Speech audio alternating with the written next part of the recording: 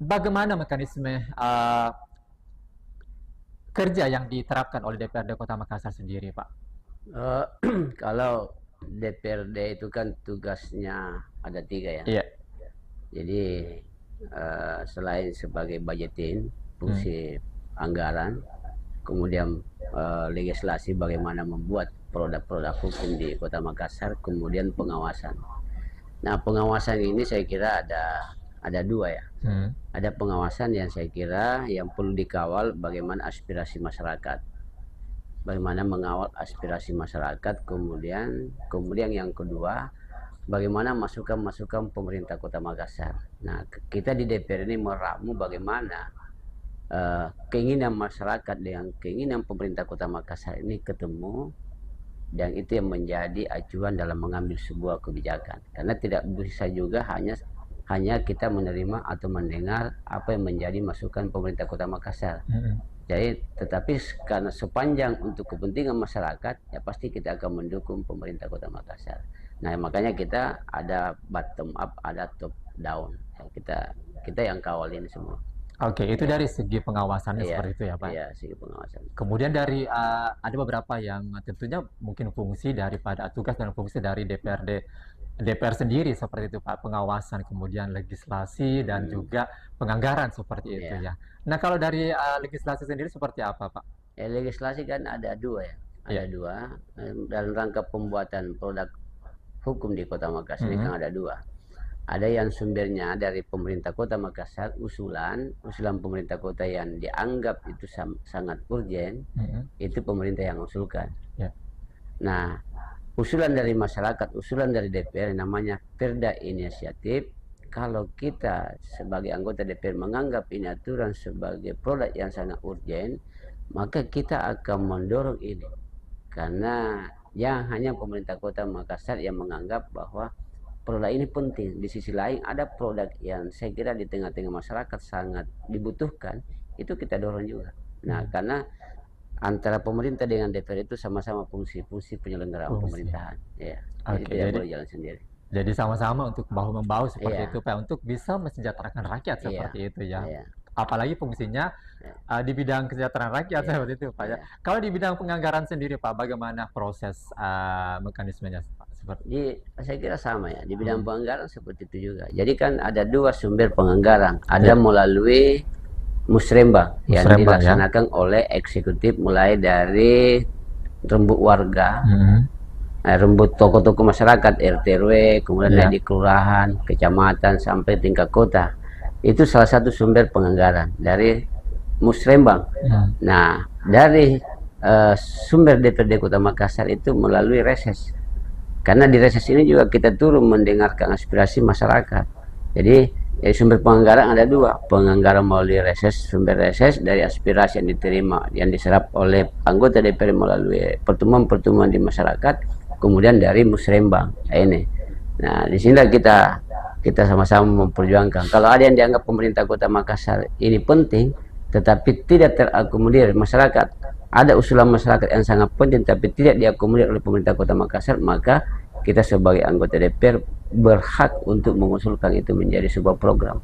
Oke, jadi itu hasil kerjasama antara Iya, pihak eksekutif dengan pihak iya, legislatif iya, seperti itu, yang itu bisa iya, menyampaikan iya, aspirasi dari masyarakat iya, untuk disampaikan di musrembang itu ya iya, seperti itu, Pak. hmm, Itu ada tiga ya tadi ya, Pak, iya, legislasi, kemudian pengawasan dan juga anggaran seperti anggaran, itu. Dan iya, pemirsa dan pendengar juga Anda, saya sampaikan juga bahwa Anda boleh menyaksikan kami di live streaming di Fajar TV Makassar seperti itu. Ya, dan kita lanjutkan kembali, Pak. iya. Nah, untuk proses DPRD Kota Makassar sendiri dalam melakukan pengambilan keputusan dan kebijakan dan untuk menciptakan kualitas pelayanan yang baik sekaligus untuk mensejahterakan rakyat, seperti apa kira-kira, Pak?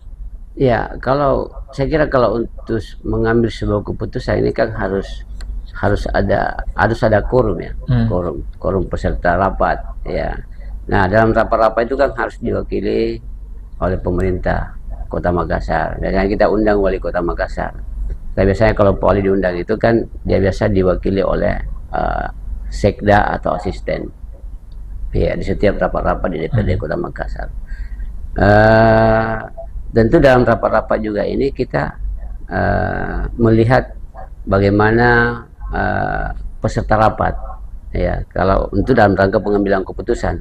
Karena kalau mau mengambil keputusan tentu harus melihat quorumnya ini, pertemuan quorumnya ini rapat, yaitu tidak bisa kita mengambil keputusan tanpa quorum, ya, karena nanti dianggap putusan itu ilegal ketika tidak quorum dalam pertemuan-pertemuan. Itu berapa persen Pak quorumnya sehingga bisa dilanjutkan kembali? 3/4 dari anggota, 3/4 dari anggota yang hadir, ya? Yang hadir. Termasuk dari anggota eksekutif. Kalau eksekutif kan biasa diwakili. Diwakili. Biasa kan kalau hanya wali kota diundang, diwakili juga. Ya, mungkin juga kalau kita anggap bahwa keputusan ini berimplikasi kepada salah satu SKPD, itu kita undang SKPD-nya juga, kepala dinasnya. Oke, dinas. Jadi semua harus ada ini, ya, ada perwakilannya. Ada perwakilannya, ya, supaya dia paham, dia tahu apa yang menjadi keputusan bersama. Ya, supaya kalau nanti ini keputusan lahir itu bisa dipertanggungjawabkan masing-masing. Begitu ya, Pak. Nah, kalau sejauh ini ada faktor penghambat tidak, Pak, dalam kinerja DPD Kota Makassar, khususnya pada bidang kesra seperti itu? Misalnya seperti apa, Pak? Kalau penghambat dalam bidang kesejahteraan rakyat seperti itu? Saya kira kalau hambatan-hambatan dalam pengambilan dalam rangka pembuatan program apa semua dan sebagainya tentu banyak, ya. Kadang-kadang kan usulan pemerintah Kota Makassar, usulan dari DPRD Kota Makassar yang melalui aspirasi dari masyarakat, kadang-kadang kan harus kita lihat dari kemampuan kalau itu terkait persoalan anggaran, tentu kan kita melihat kemampuan keuangan daerah. Dan di situ kadang-kadang yang menjadi kendala. Tetapi saya kira kalau ini yang menjadi sebuah kebutuhan masyarakat Kota Makassar, tentu kan kita harus melihat secara garis besar yang mana program yang paling urgent untuk dilaksanakan. Sehingga kalau ada hal-hal yang sangat penting, kita harus berdiskusi dengan pemerintah Kota Makassar seberapa besar peranannya ini program yang diusulkan, yang mana lebih penting dan mana lebih urgent untuk kesejahteraan masyarakat Kota Makassar. Ya. Karena kan kita tidak bisa melihat secara utuh kalau kita hanya sendiri-sendiri. Ya, semakin banyak kita berpikir, semakin bagus, semakin kelihatan apa yang menjadi dasar dalam pemikiran-pemikiran kita ini dalam mengajukan sebuah program. Yeah. Oke. Dari program yang sudah dilaksanakan oleh DPRD Kota Makassar. Jadi kan kesejahteraan ini ada dua, bagaimana hati batin ini tenang. Itu kesejahteraan juga, ya, batinnya, ya, kesejahteraan batin, ya. Dan kesejahteraan lahir, ya, itu kan ya bagaimana terpenuhi kebutuhan sandang pangan. Tapi kebutuhan kesejahteraan batin ini saya kira ini sangat penting juga. Nah, di sini kita butuhkan ya kesabaran, ya. Nah, di masyarakat Kota Makassar ini banyak persoalan sebenarnya yang saya kira butuh penanganan cepat. Antara lain, sekarang ini banyak masyarakat yang menunggak BPJS ya, mandiri. Kemudian banyak masyarakat yang tidak aktif KIS-nya. Ya. Kemudian masih banyak anak-anak sekolah yang putus sekolah. Ya, kemudian ada banyak warga kita ini di Makassar yang belum mempunyai data kependudukan. Ya, data kependudukan. Dan ini kalau dibiarkan berlarut-larut, ini akan menjadi salah satu penyebab terjadinya kemiskinan terus. Nah, ya. Coba bayangkan kalau ada keluarga yang tidak punya akte kelahiran, tidak punya kartu keluarga, disebabkan karena perkawinan dini, disebabkan karena perkawinan yang tidak diakui oleh negara. Ya, ragam banyak. Jadi banyak anak-anak itu di Kota Makassar ini yang tidak mempunyai data kependudukan. Ini saya kira pemerintah Kota Makassar harus tuntaskan, karena kenapa? Di era digitalisasi ini semua akan kelihatan. Anak-anak tidak bisa sekolah karena tidak punya akte kelahiran, tidak punya kartu keluarga. Kan tidak mungkin diterima di sekolah kalau tidak punya akte kelahiran, tidak punya kartu keluarga. Nah, pemerintah tidak boleh tutup mata, karena jangan karena orang tuanya yang salah, anak yang dihukum. Ini yang hari ini harus kita selesaikan. Coba bayangkan, begitu banyak anak-anak kasihan yang tidak bisa sekolah. Nah, kalau tidak bisa sekolah, apa yang mau diharapkan ke depan?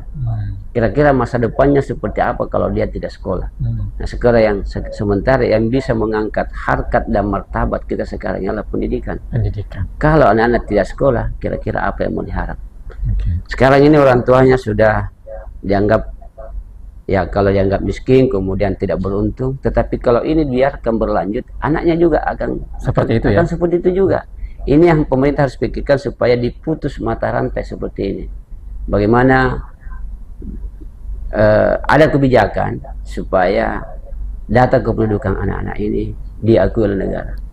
Begitu banyak anak-anak yang membutuhkan akte kelahiran tetapi tidak bisa diterbitkan. Iya. Oke. Baik, Pak Hamzah Hamid ya, kita akan break sejenak karena kita masih banyak yang diperbincangkan, terutama tadi yang terkait dengan kesejahteraan rakyat, termasuk dengan BPJS, kemudian tidak aktif, tidak aktif KIS ya, seperti itu Pak, dan putus sekolah dan sebagainya. Kita akan bahas lebih lanjut seperti itu ya Pak. Dan pemirsa, kita break sejenak, dan untuk itu jangan kemana-mana, tetaplah bersama kami di Mak Bicara, Makassar Bicara.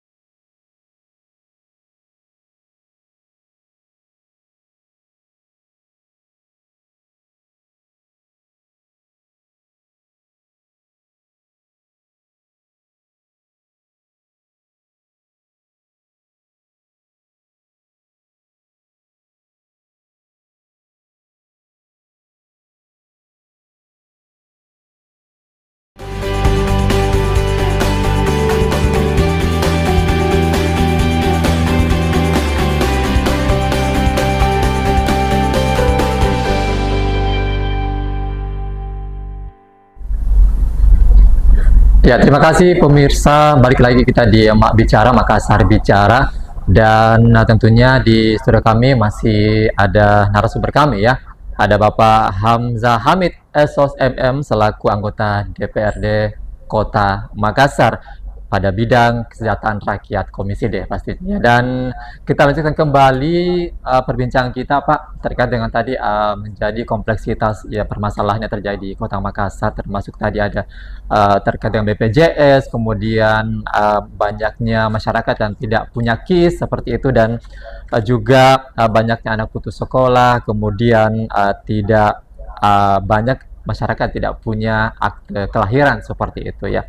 Nah, tadi sudah dibicarakan tentang putus sekolah. Nah, kalau untuk keterkaitan antara pendidikan dan kesehatan seperti itu, Pak, bagaimana cara dari Komisi D, khususnya di bidang kesehatan rakyat, itu bisa mensinergikan bahwa ini harus kita sama-sama mengupayakan agar pendidikan dan kesehatan itu seimbang seperti itu, Pak. Ya, saya kira ini kan tanggung jawab pemerintah ya. Ya.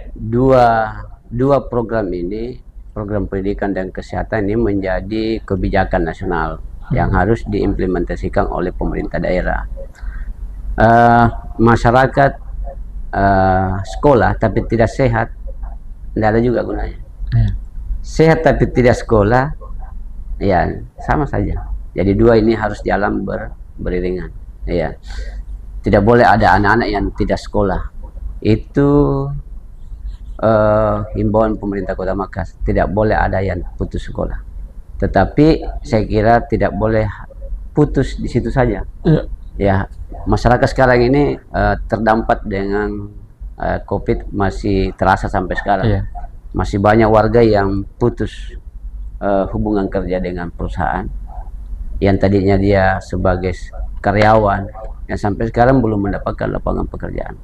Sehingga di kartu keluarga mereka itu masih terpajang wira swasta. Wira swasta. Pengusaha, wira swasta. Tetapi sesungguhnya itu di tengah-tengah masyarakat sudah keropos, sudah tidak berdaya lagi. Apalagi punya keluarga, punya anak, yang tadinya BPJS-nya ditanggung oleh pemerintah, oleh perusahaan, tapi tiba-tiba ada pemutusan hubungan kerja. Ini menunggak karena tidak mampu dibayar. Karena rata-rata kalau di perusahaan itu kan rata-rata BPJS-nya itu kan ada kelas 1, ada kelas 2. Nah, ini. Nah, yang bisa ditanggung oleh pemerintah Kota Makassar itu kelas 3. Nah, tetapi kelas 1, kelas 2 bisa dialihkan ke kelas 3 atau KIS itu kelas 1 ketika dia turun kelas dulu, kelas 3. Turun di kelas 3 baru bisa dialihkan ke KIS, tanggungan pemerintah daerah. Tetapi yang jadi persoalan, kelas 1, kelas 2 yang sudah terlanjur menunggak, karena ini kan kelas 1 100.000 ya. Iya. Kelas 2 85. Kalau dia dalam satu keluarga 5 orang, 1 bulan 500.000, sudah sekian tahun ini sejak COVID, ini menunggak. Coba bayangkan berapa juta tunggakannya sampai sekarang. Dia harus tutupi itu untuk membayar. Mau turun ke kelas 3 karena tidak mampu membayar ini kelas 1, kelas 2, itu harus dibayar dulu tunggakannya. Gitu ya Pak ya. Harus dibayar tunggakannya. Yang banyak masalah ini ketika ada salah satu di antara keluarganya ini sakit, masuk rumah sakit, atau yang ada yang mau melahirkan, tiba-tiba BPJS-nya tidak aktif, atau ada yang tiba-tiba masuk rumah sakit. Ini yang kadang-kadang jadi persoalan. Memang di pemerintah Kota Makassar itu tidak mendengar keluhan-keluhan seperti ini, tapi kita di DPRD Kota Makassar, teman-teman banyak mendengarkan aspirasi masyarakat, mendengarkan keluhan masyarakat. Ini sebenarnya harus jadi perhatian pemerintah. Bagaimana memutus ini, karena jangan kira sekarang bahwa ekonomi kita ini baik-baik saja. Masih banyak warga yang tadinya bagus usahanya, bekerja di perusahaan, sekarang sudah tidak bekerja lagi. Ini menjadi beban. Oke. Nah, dilihat dari kompleksitas yang ada Pak, termasuk di bidang kesehatan dan juga pendidikan ini Pak, apa upaya dari maksud saya apa upaya dari DPRD Kota Makassar sendiri, terutamanya untuk bidang yang membidangi hal ini, untuk bisa memecahkan persoalan ini? Ya, salah satu upaya, saya kira pemerintah Kota Makassar dalam hal ini memberikan pelayanan yang terbaik. Dengan salah satu contoh, sekarang ini banyak masyarakat yang berbondong-bondong merubah data kependudukannya dari wira swasta atau dari perdagangan menjadi buruh harian. Karena mereka ingin bagaimana BPJS-nya ini berubah dari kelas 1, kelas 2 berubah menjadi kelas 3. Nah, ini yang jadi persoalan ini. Nah, jadi sekarang ini kalau kita diskusi atau kita pertanyakan di dinas catatan Capil, Dukcapil, itu begitu banyak warga yang berbondong-bondong merubah kartu keluarganya karena mau mendapatkan BPJS kelas 3 yang pada akhirnya turun menjadi KIS. Ya, memang banyak sekarang itu kalau kita lihat secara kasat mata rumahnya bagus, tetapi sesungguhnya rumah itu adalah warisan dari orang tua. Iya. Warisan dari orang tua. Anak-anak ini dalam ya, Pak, ini anak-anak dalam ini hanya menerima warisan dan belum punya pekerjaan. Iya. Ya itu. Jadi saya rasa pemerintah Kota Makassar tidak boleh menutup mata, dan yang tahu persis inilah RT RW-nya. RT RW-nya. Jadi ketika RT RW memberikan rekomendasi bahwa ini tidak mampu dari segi pendapatan, saya kira pemerintah harus melayani. Harus melayani, tidak boleh tidak. Jangan sampai nanti ada yang sakit baru bermasalah. Ini ada di rumah sakit Ibnu Sina baru-baru ini. Iya. Tadinya dia wira swasta, meninggal karena BPJS-nya tidak aktif, dia harus membayar 8 juta, sampai sekarang belum dibayar di Ibnu Sina. Iya, belum dibayar karena tidak mampu keluarganya membayar. Ya, ini salah. Ada juga banyak kejadian seperti itu yang kita dapatkan. Saya kira pemerintah Kota Makassar harus ini hal-hal yang tidak kelihatan ya, tidak kelihatan, tetapi harus menjadi perhatian. Ya. Terus sampai saat ini Pak, bagaimana hubungan dengan pihak yang terkait untuk bisa membangun komunikasi agar permasalahan ini bisa diatasi seperti itu, Pak? Ya, saya kira pemerintah Kota Makassar sudah memberi ruang ya, sudah membuka ruang untuk memberikan pelayanan kepada masyarakat. Tinggal bagaimana memberikan pelayanan yang terbaik. Ya, karena kadang-kadang juga kalau saya amati, kadang-kadang masyarakat mengeluh tentang pelayanan, datang tetapi merasa tidak dilayani dengan baik. Kita mau pelayanan di pemerintahan itu seperti pelayanannya ketika kita masuk di perbankan. Iya. Iya. Semua dilayani. Disapa, dilayani dengan senyum, apa semua. Tidak dipersulit, disampaikan bahwa persyaratannya seperti ini. Kalau ada yang bisa dimudahkan, kenapa dipersulit? Iya. Iya. Kenapa dipersulit? Kalau memang bisa. Iya. Itu yang kita harapkan. Iya. Ketika masuk seumpama di restoran-restoran, kita baru mau masuk sudah dilayani, duduk apa, ya seperti itu. Ini yang mau diciptakan di Kota Makassar. Ini pelayanan dulu ya, Pak. Pelayanan dulu, menyapa begitu kan, senyum, Pak. sapa. Kalaupun misalnya tidak tercapai misalnya pengurusan kita nanti di sana, tapi pelayanannya dengan senyuman itu sungguh luar biasa ya, Pak. Iya, itu yang kita senyum, sapa, sukses apa ya, 3S itu ya. Oke. Kalau dari pihak DPRD Kota Makassar sendiri, Pak, dalam menyikapi ini, apakah pernah langsung turun ke lapangan, ke dinas terkait untuk mengawasi ataupun sebenarnya kita DPR walaupun kita tidak turun, kita tahu, kita rasa, ini kita rasakan itu, karena tidak mungkin itu masyarakat mengadu di DPR kalau tidak ada masalah di pelayanan. Begitu banyak warga mengadu ke teman-teman DPR untuk mendapatkan fasilitas pelayanan. Itu artinya banyak persoalan di tingkat pelayanan. Ya, itu seperti itu. Jadi banyak ya persoalan-persoalan ya, Pak ya. Banyak. Nah, ketika pada saat reses ini, Pak, yang paling banyak didapati terkait dengan hal ini, apakah banyak langsung yang menyampaikan aspirasinya, Pak, terkait hal ini? Kalau saya pribadi, kalau reses yang paling banyak muncul itu memang pendidikan, kesehatan. Kalau ibu-ibu yang bicara pasti pendidikan dan kesehatan. Beda kalau bapak-bapak. Kalau bapak-bapak itu pasti ya lampu, jalanan, drainase. Ya seperti itu kalau laki-laki. Bapak-bapak. Iya, bapak-bapak. Karena bapak-bapak tidak tahu persoalan dapur. Tidak tahu persoalan dapur, tidak tahu persoalan anak-anak. Dia hanya taunya memberi uang. Iya. Tapi kalau ibu-ibu yang bicara pasti pendidikan kesehatan, karena yang tahu, yang dirasakan itu ketika bermasalah tentang kesehatan, ada yang sakit, yang tahu itu kantonnya itu ibu. Ibu, wah tidak ada uang ini bagaimana? Bagaimana memberikan? Bagaimana bisa layani rumah sakit? Tidak ada uang membeli obat apa? Ibu yang tahu. Di situ kepekaannya ibu sangat luar biasa. Anak-anak butuh pembayaran sekolah, laki-laki itu bapak-bapak itu enggak. Nggak terlalu tahu, nggak terlalu pusing. Tapi ibu-ibu kasihan yang tahu bagaimana memenuhi kebutuhan anaknya untuk belanja sekolahnya, pembayaran sekolahnya, tapi bagaimana di dapur supaya tetap menyala, tetap berasap. Ini ibu-ibu yang tahu. Ya, jadi saya kalau saya pribadi, saya kira pendidikan dan kesehatan ini pemerintah memang harus fokus ya untuk memberikan pelayanan yang terbaik. Ya. Karena masih banyak anak-anak yang sampai sekarang juga itu juga terkait beasiswa ya, untuk meringankan beban orang tua. Begitu banyak orang tua yang berharap dan dinyatakan memang orang tua yang tidak mampu, artinya kurang mampu lah untuk memberikan yang terbaik kepada anak-anaknya. Ya. Karena coba bayangkan kalau 4 anak-anak yang sekolah, pendapatan sudah tidak ada karena tadinya kita bekerja sebagai udah swasta, sekarang tidak. Ini banyak ya. Nah, saya kira itu yang jadi semua itu dari kompleksitas yang ada, Pak. Untuk bisa meringankan itu, apakah ada semacam perda begitu, Pak, untuk bisa mengawal aspirasi mereka yang memberikan keluhannya seperti itu, Pak, selama Bapak menjadi anggota Dewan DPRD Kota Makassar selama 3 periode, Pak. Kira-kira yang sudah dibuat untuk perda ini seperti apa?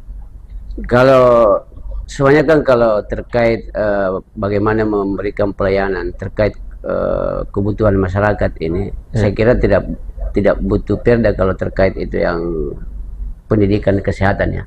Karena sudah sangat jelas itu kebijakan pemerintah nasional, pemerintah pusat, pendidikan dan kesehatan itu anggaran pendidikan itu kan harus 20%, itu wajib. Cuma fakta di lapangan, anggaran pendidikan ini sesungguhnya belum sampai di angka 20%. Karena kalau yang dihitung angka 20% itu gaji pegawai, gaji guru dan lain-lain sebagainya, itu memang masuk. Kalau dihitung gaji pegawai ya, gaji honor gurunya apa lain sebagainya. Yang kita mohon semuanya bagaimana 20% itu di belanja modal. Terkait bagaimana perbaikan ruang-ruang kelas, ya rehab apa semua. Karena masih banyak sekolah di Kota Makassar ini belum pernah mendapatkan perbaikan. Baik, Pak, kita akan break dulu sejenak. Sebentar kita lanjutkan lagi, Pak, ya, terkait dengan pendidikan tadi, karena menarik juga untuk terus dibahas pendidikan dan kesehatan seperti itu, Pak. Nah, pemirsa Fajar TV, kita kembali setelah pesan-pesan berikut ini. Tetaplah bersama kami.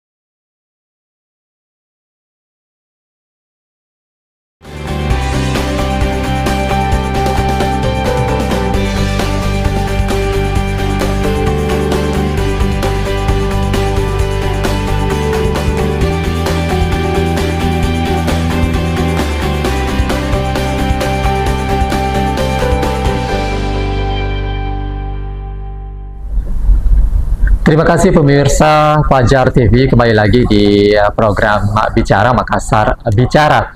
Dan tentunya saya masih bersama saya Usmar Lahaji, dan tentunya di studio kami masih ada narasumber saya, ada Bapak Hamzah Hamid SOS MM selaku anggota DPRD Kota Makassar di Komisi D Bidang Kesejahteraan Rakyat. Dan kita lanjutkan kembali perbincangan kami. Untuk itu Pak, tadi sudah berbicara banyak tentang pendidikan dan kesehatan yang merupakan dua permasalahan ini yang menjadi polemik di Makassar seperti itu, bahkan mungkin di Indonesia ya seperti itu. Dan tentunya melihat tadi ada pendidikan yang masih pendidikan dan kesehatan, bisa dijelaskan lagi Pak, seperti apa sih selama ini yang menjadi kompleksitas permasalahan yang terjadi di Makassar antara kesehatan dan pendidikan itu Pak? Ya, saya kira ini ya, perlahan ini pemerintah Kota Makassar sudah memberikan perhatian ya. Cuma memang butuh dimaksimalkan. Karena masih banyak masyarakat yang menginginkan bagaimana BPJS memberikan pelayanan yang terbaik. Bagaimana pemerintah Kota Makassar memberikan, kalau tidak punya BPJS, tidak mampu membayar BPJS, bagaimana beralih menjadi KIS. Nah, jadi pemerintah, saya kira tadi banyak masyarakat yang tadinya punya pekerjaan sekarang sudah di PHK, ya tadinya ditanggung oleh perusahaan BPJS-nya, karena di PHK akhirnya terputus, harus bayar sendiri. Ini yang harus jadi perhatian. Di KK-nya itu kan tercantum wira swasta, tidak bisa dialihkan menjadi KIS karena wira swasta, sehingga kewajiban pemerintah Kota Makassar ketika ada ini dialihkan menjadi layani dia untuk perubahan, karena di syaratnya ini kan harus buruh harian lepas. Harus berharian lepas. Kalau bukan berharian lepas tidak boleh dialihkan menjadi KIS. Ya itu. Cuma jadi persoalan ini, kalau rata-rata di perusahaan itu kan kelas 1, kelas 2. Nah, kalau mau beralih turun di kelas 3 harus bayar denda. Ini yang banyak yang terjadi Kota Makassar, tidak mampu membayar dendanya. Ini bagaimana pemerintah Kota Makassar. Saya kira ini yang perlu perhatian ya bagi pemerintah Kota Makassar. Kemudian dari bidang pendidikan, saya banyak menemukan anak-anak di bawah ini, orang tua murid yang seperti tadi. Tadinya wira swasta masih ada pekerjaan, sekarang sudah tidak ada lagi pekerjaan. Anaknya masih kecil-kecil, masih sekolah. Ya, ini beban bagi mereka. Nah, bagaimana pemerintah Kota Makassar sekarang ini, 2 tahun terakhir ini pemerintah Kota Makassar sudah memberikan beasiswa kepada masyarakat yang kurang mampu. Tetapi ini jauh dari cukup. Masih jauh dari cukup. Saya kira pemerintah Kota Makassar harus membuka ruang yang lebih besar untuk menampung masukan-masukan dari bawah, supaya pemberian beasiswa ini betul-betul merata. Ya, tidak boleh ada tebang pilih, karena masih saya temukan di bawah itu masih dimanfaatkan oleh orang-orang tertentu. Ini persoalan beasiswa. Ya, saya kira cukup dengan keterangan RT/RW. Saya kira pemerintah Kota Makassar ya beri ruang untuk mendapatkan itu.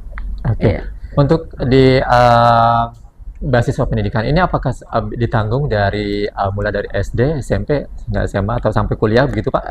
Untuk kan, saat ini kan ada memang ditanggung oleh pemerintah pusat. Ya, terutama yang dapat PKH. Ya, itu ditanggung oleh pusat kadang-kadang. Tapi yang pemerintah kota di sini kan harus hadir juga, jangan hanya mengharap dari bantuan pusat. Ya, pemerintah kota harus hadir.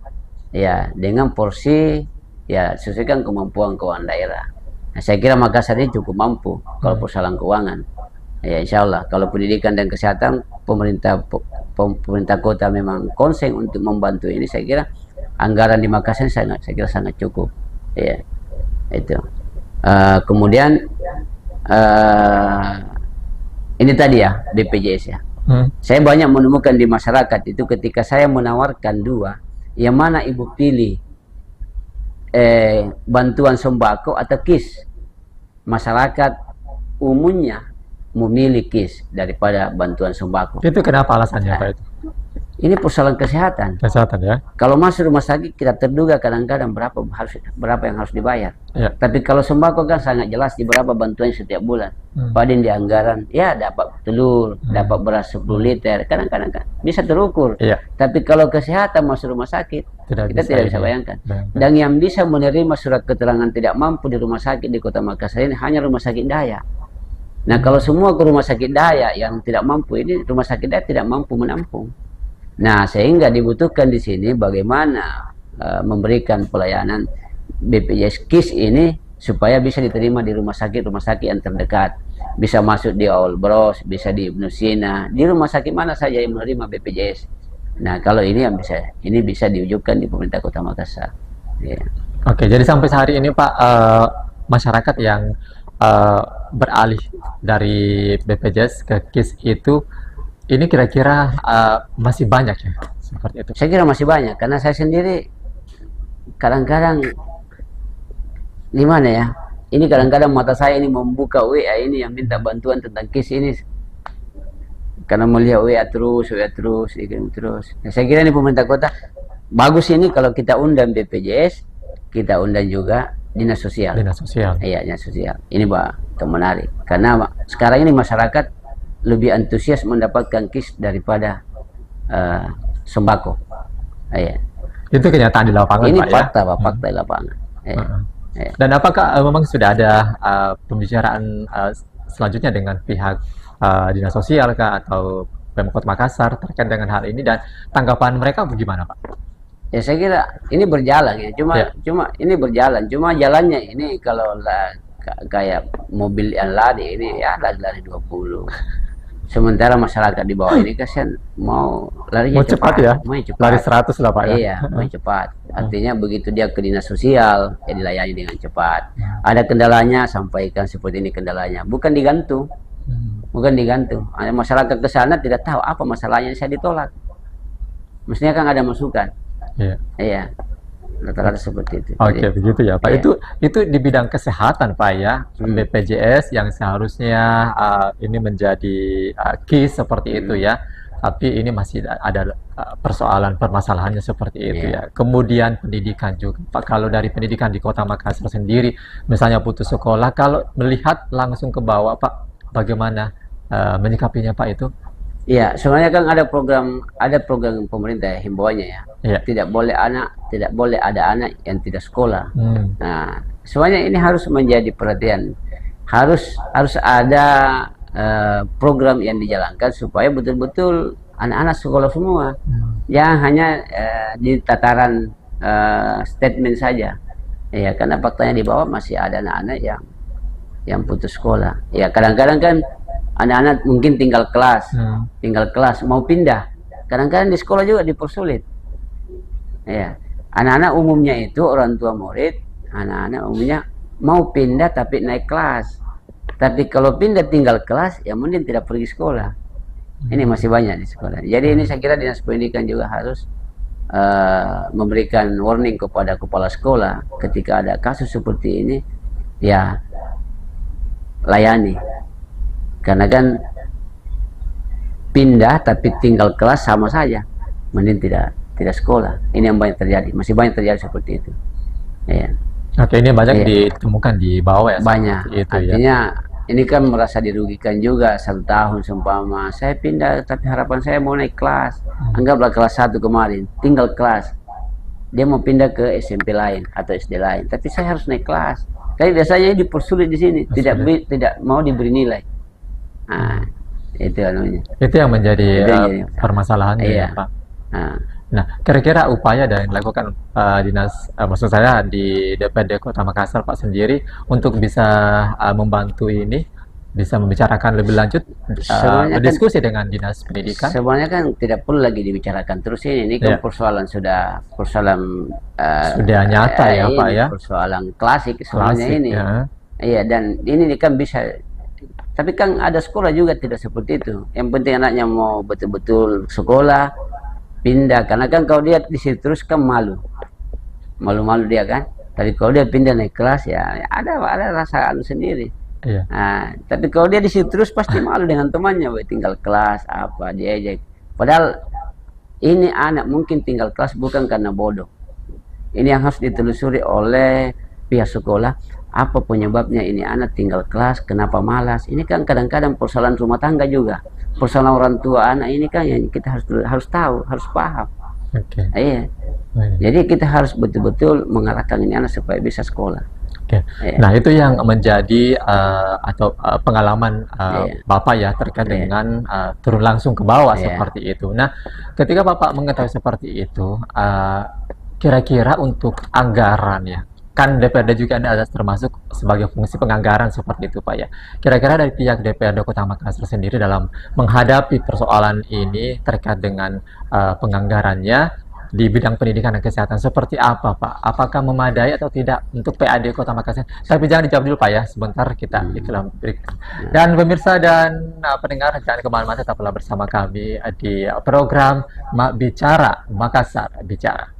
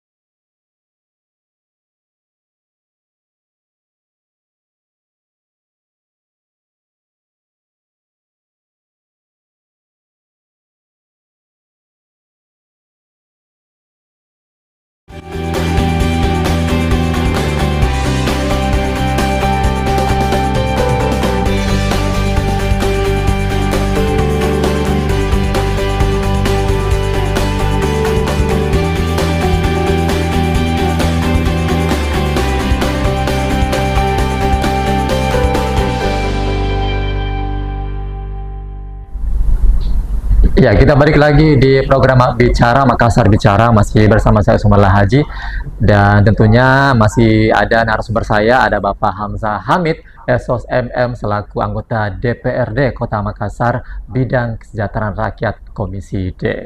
Dan kita masuk di segmen terakhir, dan tadi kita masih berbincang-bincang tadi dengan soal pendidikan dan kesehatan, penganggarannya kira-kira seperti apa, Pak? Apakah selama ini terpenuhi atau bagaimana, Pak?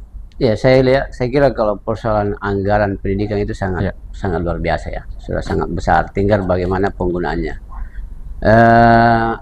Sebenarnya kita tidak perlu khawatir kalau persoalan anggaran pendidikan, karena setiap anak yang sekolah itu sudah membawa anggaran. Nah, ya, setiap anak yang sekolah membawa anggaran. Kalau SD itu kan ada BOP-nya per orang, ada BOP yang diterima oleh pihak sekolah. Kemudian SMP juga, ya saya kira jauh lebih besar. Kalau SD kan 850 kalau tidak salah, itu BOP per tahun. Kemudian SMP 1,5 ya, 1,5. Artinya apa? Ini setiap anak pasti membawa anggaran. Nah, jadi semuanya ya, kalau penyelenggaraan pendidikan ini di sekolah tinggal menjalankan saja. Menjalankan saja, tinggal ya bantuan-bantuan lain yang bisa meningkatkan kapasitas guru, pengajarnya, kemudian bagaimana memperbaiki gedung-gedung sekolah dan sebagainya. Tinggal itu saya kira. Kalau proses belajar mengajar saya kira sudah cukup. Ya. Kalau di bidang kesehatan sendiri, Pak? Kalau di kesehatan ini saya kira saya selalu konsen bagaimana memberikan pelayanan kepada masyarakat dalam rangka pemenuhan hak-hak mereka ketika warga Kota Makassar sakit. Bagaimana BPJS dipastikan aktif, BPJS mandirinya, KIS-nya aktif. Yang tidak ada KIS-nya bagaimana dilayani supaya dapat KIS. Itu. Dan yang memang sesuai dengan ketentuan bahwa mereka tidak mampu. Ya. Jadi saya kira insya Allah kalau ini yang terpenuhi, saya kira masyarakat tidak perlu gelisah, karena sekali lagi saya sampaikan bahwa masyarakat sekarang jauh lebih senang punya KIS, punya BPJS mandiri dibanding mendapatkan bantuan sembako.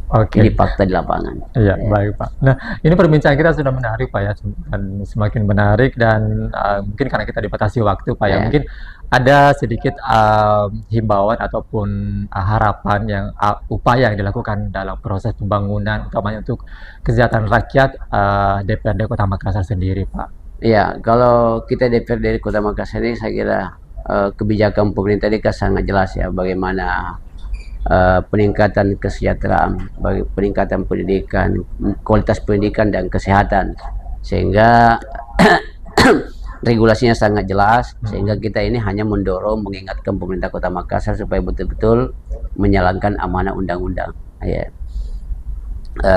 Kemudian saya kira yang tak kalah pentingnya juga, karena saya di sini, saya kira pemerintah kota juga tidak bisa menutup mata sekarang, masih banyak warga yang banyak anak-anak kasihan yang tidak bisa sekolah karena tidak memiliki akte kelahiran, karena orang tuanya menikah di luar pernikahan dini apa dan lain sebagainya, tidak punya buku nikah, sehingga yang dihukum ini anak.